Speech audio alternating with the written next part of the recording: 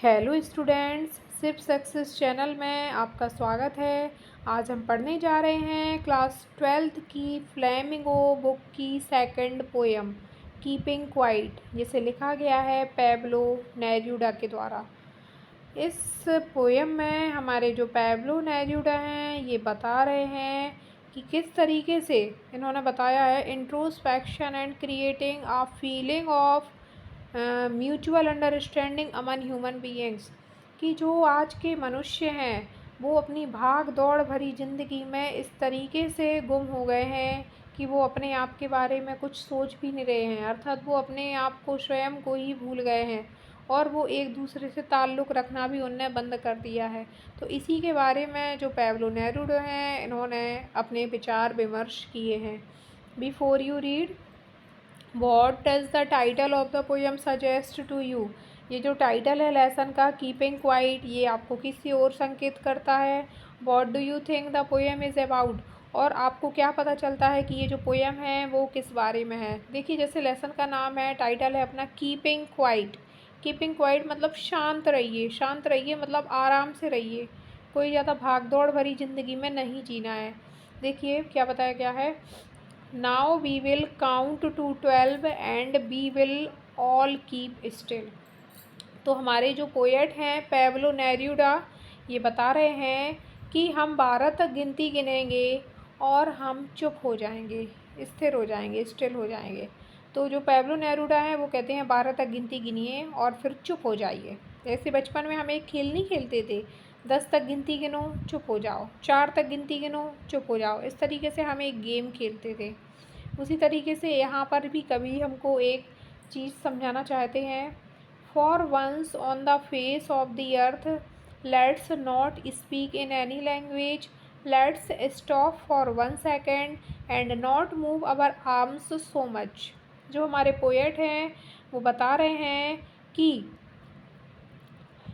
For once, कुछ क्षण के लिए, on the face of the अर्थ, हमें पृथ्वी पर कोई भी हलचल नहीं करनी है, अर्थात हमें कोई भी भाग दौड़ नहीं करनी है। Let's not speak in any language, हमको किसी भी भाषा को नहीं बोलना है, अर्थात कुछ देर के लिए हमें अपना मुंह बिल्कुल बंद करके रखना है। लेट्स स्टॉप फॉर 1 सेकेंड, एक क्षण के लिए हमें बिल्कुल स्थिर हो जाना है, बिल्कुल शांत हो जाना है, रुक जाना है। And not move our arms so much, और हमें अपने हाथों को भी बिल्कुल नहीं हिलाना है। हाथों को हिलाने से आशा ये है कि हमें कोई भी काम नहीं करना है, बल्कि हमें शांत होकर बैठना है। It would be an exotic movement. तो हमारे जो पोएट हैं वो बता रहे हैं यदि सब कुछ इसी तरीके से शांत हो गया तो ये बहुत ही ज़्यादा रेयर होगा, अर्थात ये बहुत ज़्यादा बिरला क्षण होगा, ऐसा क्षण कभी भी देखने को नहीं मिलेगा। Without rush, without engines, we would all be together in a sudden strangeness. Without rush, बिना किसी भाग दौड़ के, विदाउट इंजन्स, जब सब कुछ शांत हो जाएगा तो जितनी भी मशीनें हैं जो दुनिया में चल रही हैं वो भी कुछ क्षण के लिए रुक जाएंगी, क्योंकि अगर हम कहीं भी रोड पर जाते हैं तो हमें व्हीकल्स की आवाज़ आती है, मोटर ट्रक की आवाज़ आती है, बस की आवाज़ आती है, गाड़ियों की आवाज़ आती है, अर्थात हमें कभी भी शांति नहीं मिलती है। तो वो कह रहे हैं अगर सब कुछ शांत हो जाएगा तो ये जो भाग दौड़ है ये भी शांत हो जाएगी, और जितनी भी जो मशीनें हैं, कार हैं, ट्रक हैं, बसें हैं जो चल रही हैं ये भी कुछ क्षण के लिए शांत हो जाएंगी। We would all be together in a sudden strangeness, तब हम पाएंगे कि हम सभी लोग कैसे हो गए हैं, इकट्ठे हो गए हैं, इन अ सडन स्ट्रेंजनेस, और उससे जो वो माहौल बनेगा वो बहुत ही अजीब माहौल बनेगा।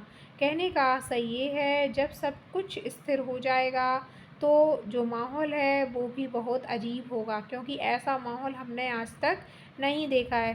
कहने का आशय ये है कि लोग बाग, बच्चे सुबह उठते हैं और उनको भी स्कूल भेज दिया जाता। क्यों भेज दिया जाता? क्योंकि उन्हें ऐसा पता है कि सुबह से बच्चों को स्कूल जाना चाहिए।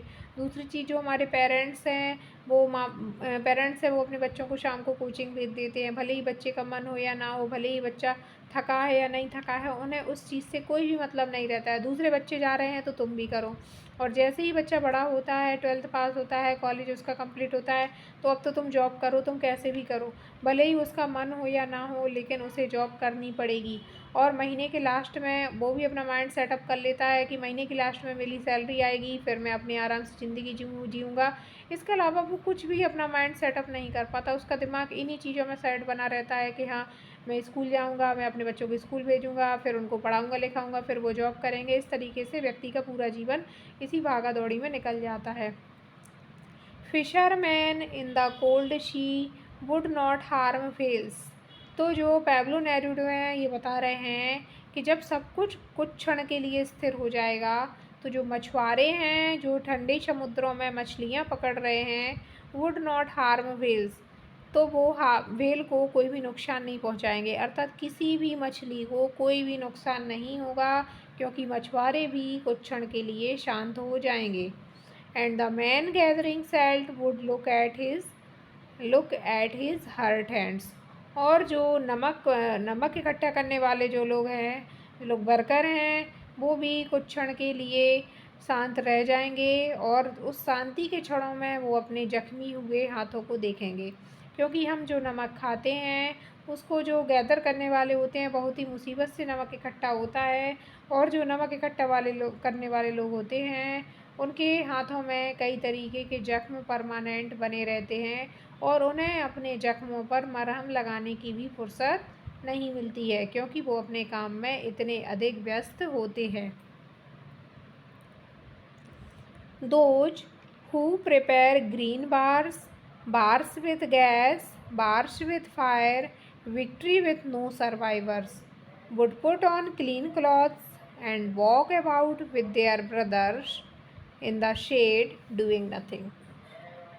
तो हमारे जो पोएट हैं पैब्लो नेरुडो ये बता रहे हैं कि जो लोग those who prepare green wars, जो लोग लड़ाई करने की तैयारी कर रहे हैं, अर्थात बार्स विथ एनवायरनमेंट, जो लोग पर्यावरण के साथ छेड़खानी कर रहे हैं, बार्स विथ गैसेस, अर्थात जो लोग गैसों को लेके युद्ध कर रहे हैं, बार्स विथ फायर, जो लोग आग को लेकर युद्ध कर रहे हैं, अर्थात परमाणु बम गिरा रहे हैं या किसी दूसरे तरीके से किसी दूसरे देश को क्षतिग्रस्त करने की कोशिश कर रहे हैं।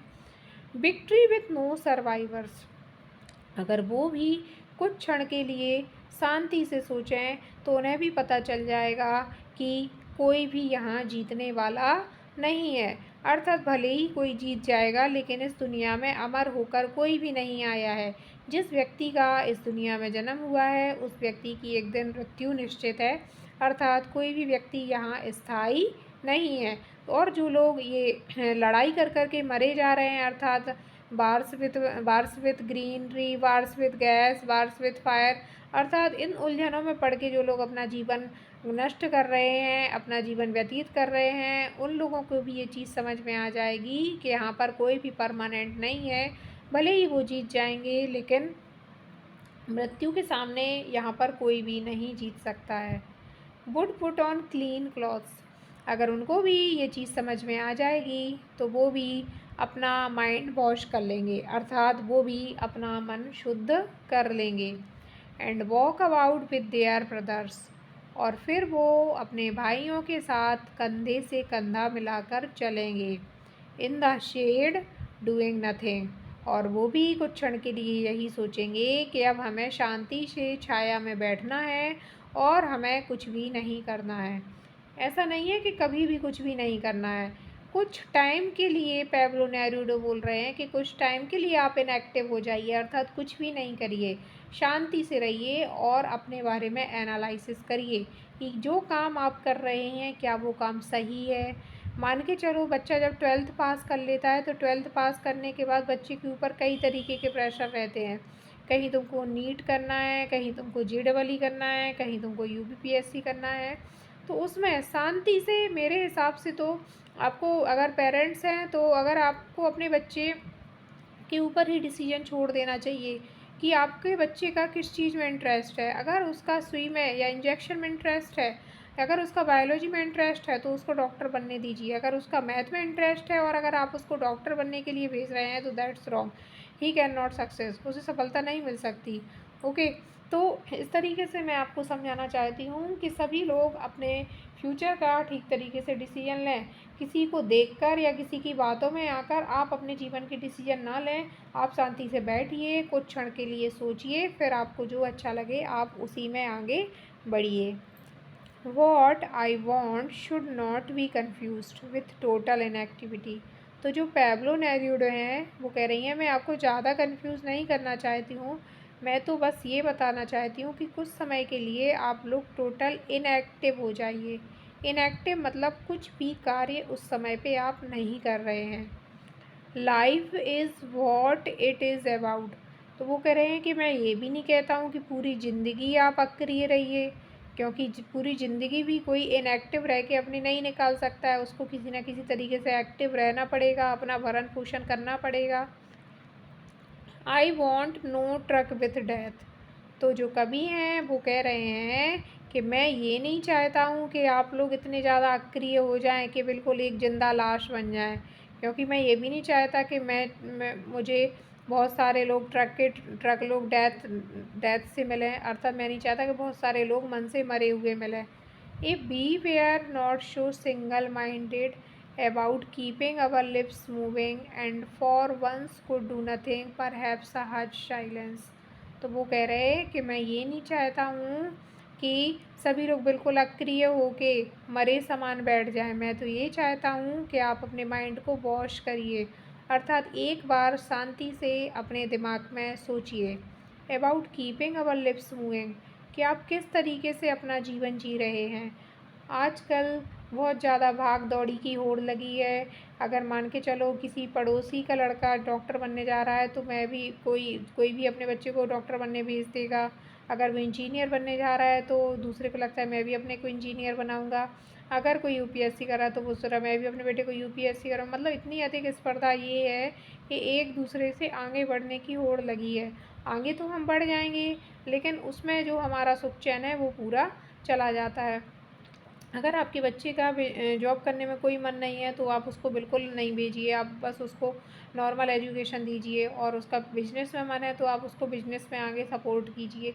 ऐसा नहीं है कि उसका मन बिजनेस में था और आपने ज़बरदस्ती जॉब करवा दी, अब ना तो वो ठीक तरीके से जॉब में मन लगा पा रहा और जैसे तैसे करके वो बाद में जॉब छोड़ भी देगा तो वो लास्ट में बिजनेस ही करेगा, तो उसमें बिजनेस में भी पूर्ण रूप से सक्सेस नहीं हो पाएगा। तो कहने का आशय ये है कि आप दूसरों के हिसाब से अपने जीवन के डिसीजन मत लीजिए। आप शांति से बैठिए, अब ठंडे दिमाग से अब सोचिए, फिर आपको जो डिसीजन अच्छा लगे उसको जीवन में करिए।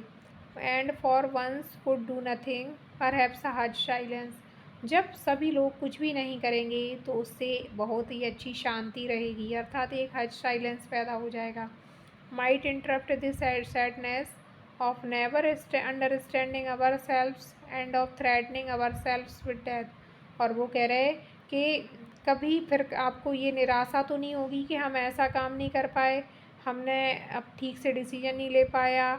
बहुत से लोग क्या करते हैं अपने जीवन में गलत डिसीजन ले लेते हैं और फिर जब 4-6 साल बाद उनको समझ में आता है तो वो यही सोचते हैं कि आकाश में उस टाइम सोच लेता तो आज ऐसा नहीं होता। तो इसीलिए जो पैब्लो नेरूडो हैं ये हमसे कह रहे हैं कि कुछ समय के लिए शांति से आप अपने जीवन के बारे में सोचिए, आप अपने बारे में सोचिए, आप अपने पेरेंट्स के बारे में सोचिए और अगर आप पेरेंट्स हैं तो आप अपने बच्चों के बारे में सोचिए। तो जो भी हैं सभी को अपने अपने जीवन के बारे में आगे शांत दिमाग से सोचने की ज़रूरत है।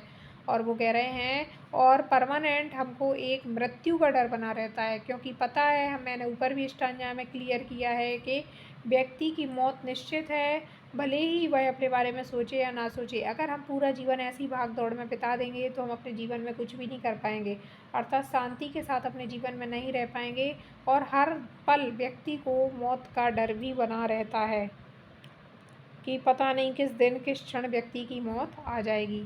Perhaps the earth can teach us as when everything seems dead and later proves to be alive.